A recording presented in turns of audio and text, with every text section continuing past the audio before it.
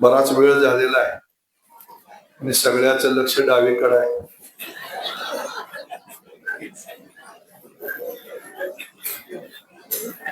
आता ऐकायची मानसिकता फार नाही आहे, मग मी काय फार बोलणार नाही. परंतु खरं म्हणजे काल ठरलं होतं सकाळी यायचं, 11 वाजता सभा करायची आणि 1 वाजता पंढरपूरला जायचं. आणि पंढरपूरची निवडणूक मीडियामधून फार त्याला मोठं हाईक केलं गेलं होतं, पण वस्तुस्थिती तशी नव्हती. पण जसं जसं वातावरण पुढे सरकत गेलं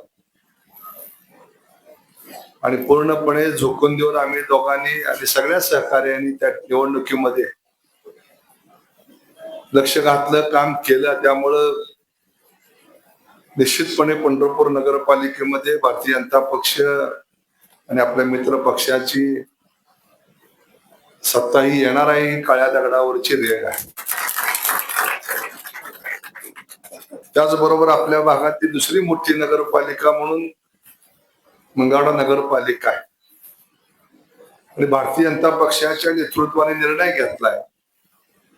भारतीय जनता पक्ष आणि महायुतीतले सर्व सहकारी जिथं शक्य आहे तिथं एकत्र येऊन त्यांनी लढावं.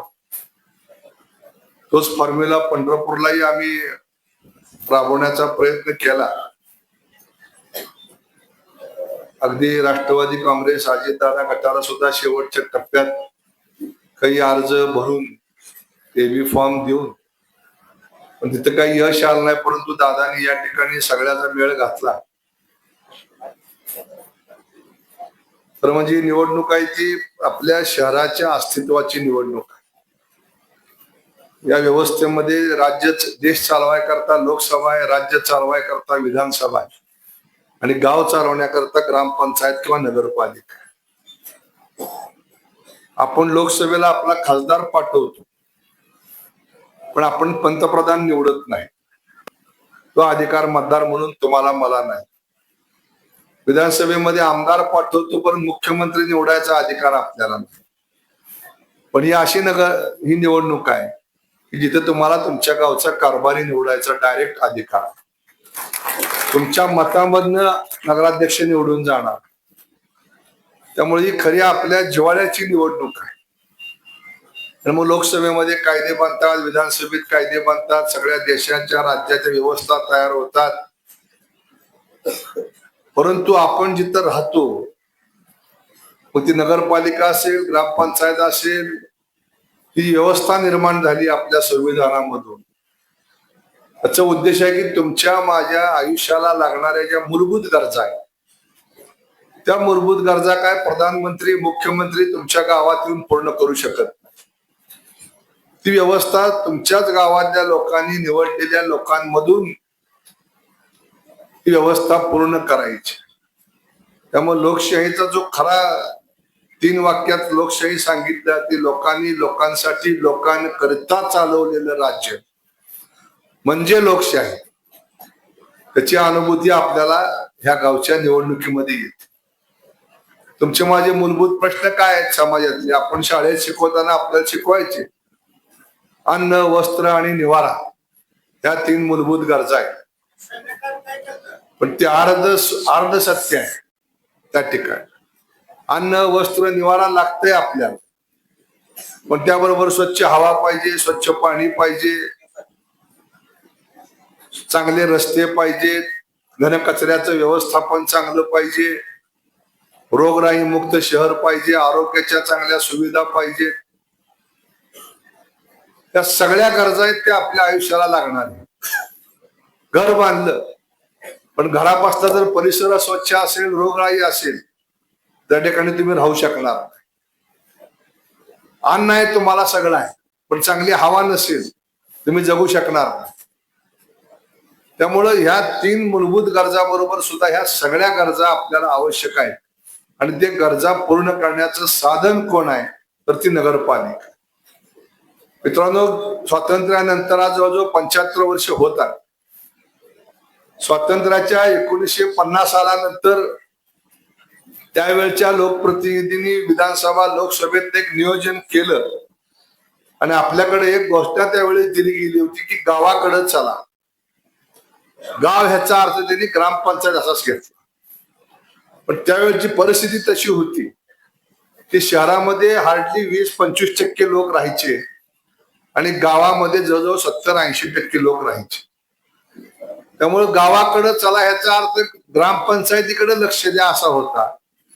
पण दुर्दैवाने गेल्या 25-30 वर्षामध्ये गावातले सगळे लोक शहरामध्ये यायला लागले. म्हणजे मला आठवतं की 1990 साली पंढरपूर शहराची लोकसंख्या होती 24-25 हजार आणि मतदान होतं 17,000. आज 30 वर्ष झाली. 30 वर्षामध्ये पंढरपूर शहराची लोकसंख्या झाली जवळजवळ 1.5 लाख आणि मतदान झाले 95,000. म्हणजे गेल्या 30 वर्षामध्ये 5 पट लोकसंख्या गावामधनं शहरामध्ये आली. आणि कोणी हौसेनं येत नाही, कारण गावामध्ये रोजगार मिळत नाही, गावामध्ये चांगल्या सेवा सुविधा मिळत नाही, गावामध्ये चांगलं शिक्षण मिळत नाही. म्हणून हा सगळा वर्ग शहराकडे यायला लागला. आणि आज जी 1950 सालामध्ये 25%, 30% लोकसंख्या शहरामध्ये होती, त्या जवळजवळ 52% अधिक लोक शहरामध्ये राहायला यायला. मग दादा म्हणले तसं केंद्र सरकारनं स्मार्ट सिटी योजना केली. ज्या महानगरपालिका होत्या त्यांना पैसा दिला, त्यांची डेव्हलपमेंट करायचं काम सुरू झालं.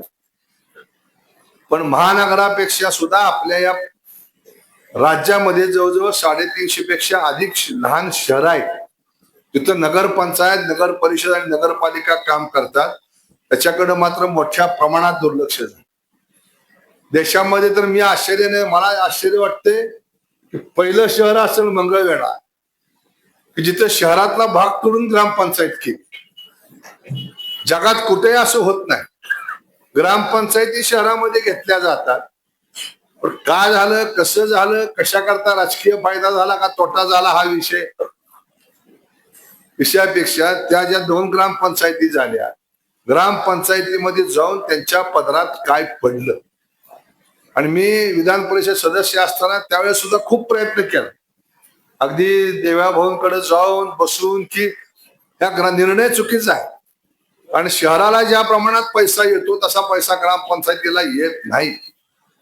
मग ही सगळी मंडळी शहरातली, घरामध्ये एक घर होतं, 4 भाऊ झाले, एकाला एक घर दिलं, बाकीच्या ठिकाणी जाऊन बाहेर प्लॉट बांधले आणि राहायला गेले.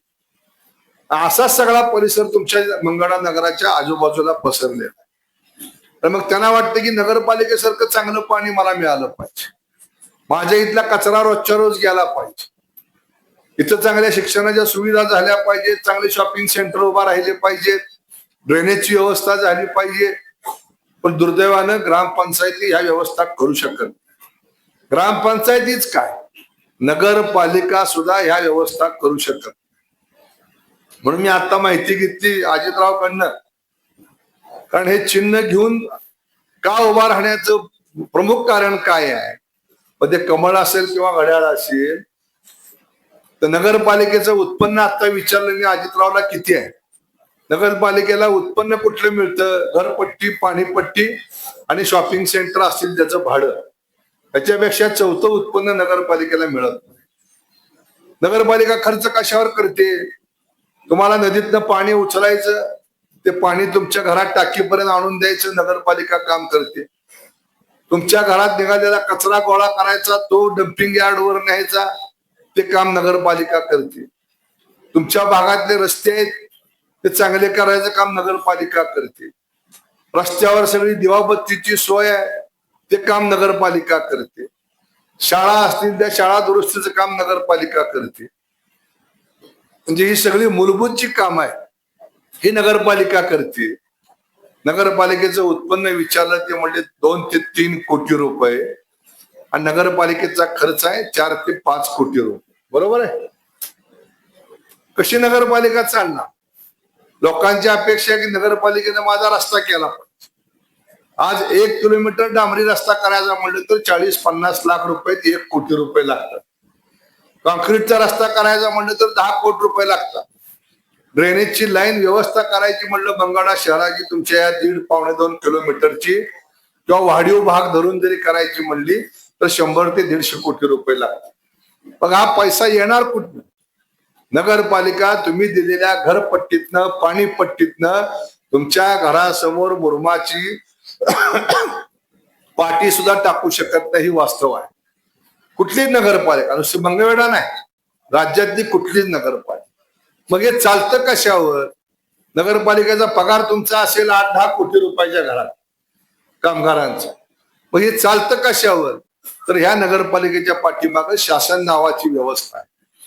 नगरपालिकेच्या कामगाराचा पगार शासन करत, घनकचरा व्यवस्थापनाला शासन पैसे देत, ड्रेनेज लाईन टाकायचे असेल तर शासन पैसे देत, रस्ते करायचे असतील तर शासन पैसे देत, शिक्षकांचा पगार शासन करत, उद्यानं असतील, पर्यटन स्थळं असतील, स्मारक असतील, त्याला शासन पैसे देत. राज्य सरकारच्या तिजोरीमधनं किंवा जिल्हा नियोजन मंडळाच्या तिजोरीमधनं या ठिकाणी आपल्याला मोठ्या प्रमाणात निधी येतो. त्यामुळे हे व्यवस्था उभा राहू शकतात. आणि त्यामुळं कमळ चिन्ह घेऊन अध्यक्षाचा उमेदवार आणि कमळ आणि घड्याळ चिन्ह घेऊन नगरसेवकाचे उमेदवार या ठिकाणी समाधान दादा आणि सगळ्या सहकार्यांनी उभा केलेले आहे. त्याचं मुख्य कारण आहे की नुसतं आपल्या टॅक्स वरती नगरपालिका चालणार नाही, तुमच्या इथल्या विकासाच्या योजना होणार नाहीत. आणि त्यासाठी आपल्या पाठीमागं शासन असलं पाहिजे. तुम्ही मला सांगा, उद्या समोर काय आघाडी आहे ना, का पक्ष आहे? आता ही मंडळी रस्ते करायचे होणार नाही, पण दुर्दैवानं समजा जर आली तरी पैसे मागायला कोणाकडे जाणार? आमदारकडेच यावं लागेल. आणि आमदारने सांगितले राज्य सरकार पैसे देत नाही.